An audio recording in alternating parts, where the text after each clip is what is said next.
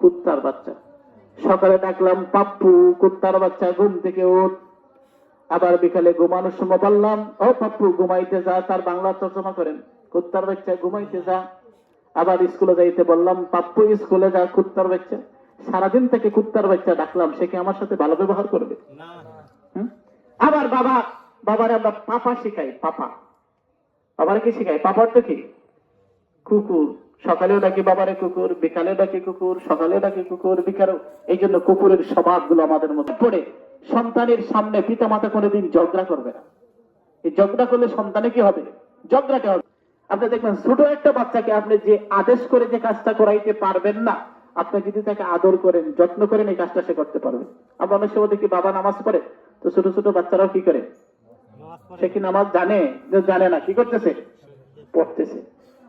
মা দেখে যে কোরআন শরীফ পড়তেছে, বাচ্চা কি কোরআন শরীফ নিয়ে বসে থাকে। এটা কেন হয়? এই জন্যই আল্লাহর হাবিব সাল্লাল্লাহু আলাইহি সাল্লাম নিষেধ করেছেন বাচ্চাদের সামনে এমন কোন আচরণ করা যাবে না যে আচরণগুলো পরবর্তীতে বাচ্চার উপরে ইফেক্ট করবে।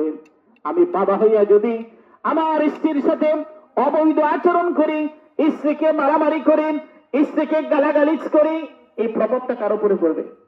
বাচ্চাও 2 দিন পরে তোমাকে ডাকবে, বাচ্চাও ডাকবে। এই জন্য ইসলামের বিধান হইল কি, হ্যাঁ, স্বামী স্ত্রীর মধ্যে যদি কোনো সমস্যা হয়, কথা কাটাকাটি প্রয়োজনে আলাদা চলে যাও, বাচ্চার সামনে হবে না। কি হবে না? বাচ্চার সামনে হবে না। এরপরে সুন্দর একটা নাম রাখার পরে তাকে স্কুলে পড়ান, কলেজে পড়ান, কোনো সমস্যা নাই, কিন্তু তাকে ইসলামের মৌলিক বিষয়গুলো শিক্ষা দিবেন।